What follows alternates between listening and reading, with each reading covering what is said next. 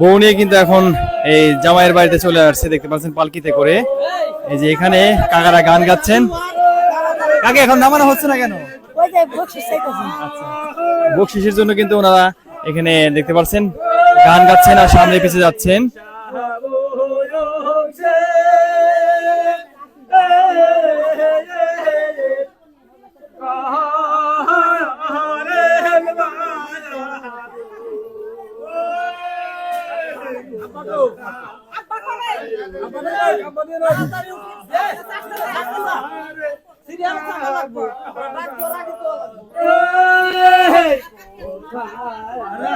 পালকির বিয়ে কিন্তু খুব আনন্দ হয়, দেখতে পাচ্ছেন শত শত মানুষ কিন্তু এখানে এই জামাই বউকে দেখতে আসছেন।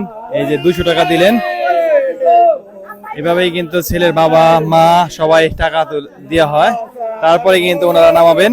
তার আগে কিন্তু বউ জামাই কাউকে নামতে দিবে না।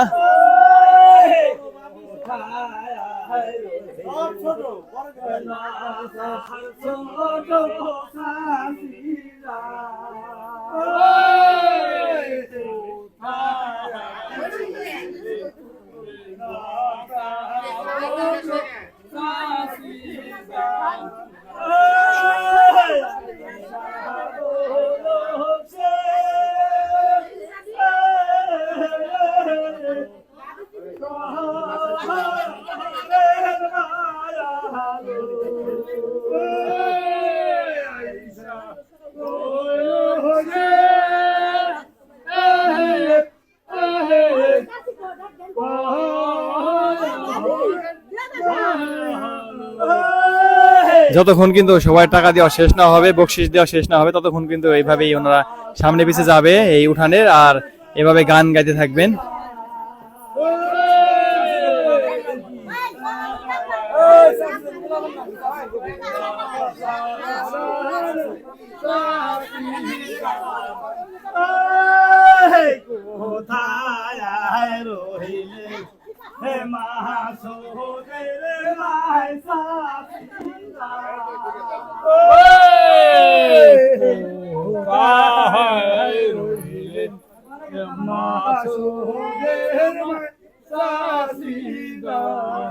খুবই সুন্দর চমৎকার গ্রাম বাংলার এই বিয়ে কিন্তু এমনিতে অনেক মজা হয়, তারপরে যদি পালকিতে হয়ে থাকে দেখতে পাচ্ছেন এই যে জামাই বউ কিন্তু এখনো এই পালকির ভিতরে আছে। প্রায় 10 মিনিট হয়ে গেলে এভাবেই ওনারা হাঁটতেছে উঠানের ভিতরে, সামনে যাচ্ছে আর পিছনে যাচ্ছে।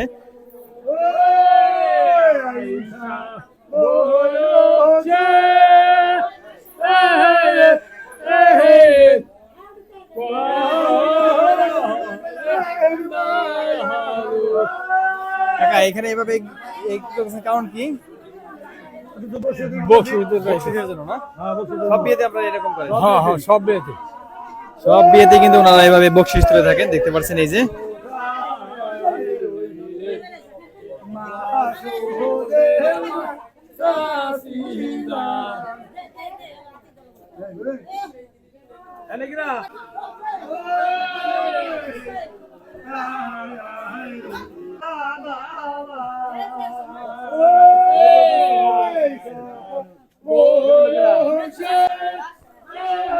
এভাবে কিন্তু জামাই বউ বাড়িতে নিয়ে আসার পরে এই পালকিতে যারা আছেন তারা গানের তালে তালে বকশিসের জন্য ওয়েট করতেছেন। বকশিস নেওয়া শেষ হয়ে তারপরে কিন্তু জামাই বউকে পালকি থেকে নামানো হবে, দেখতে পাচ্ছেন সবাই কিন্তু বকশিস দিচ্ছেন, নাম ধরে রাখতেছে। আত্মীয় যে হয় দাদা নানি কাকা ফুপু খালা সবাই এই তালে তালে কিন্তু বকশিস দিচ্ছেন, আর ওনারা সামনে পিছনে গান গাচ্ছেন আর সামনে যাচ্ছেন।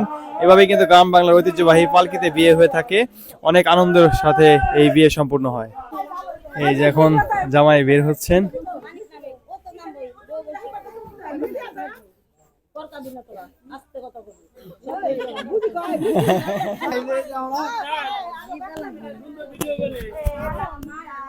দেখেন এই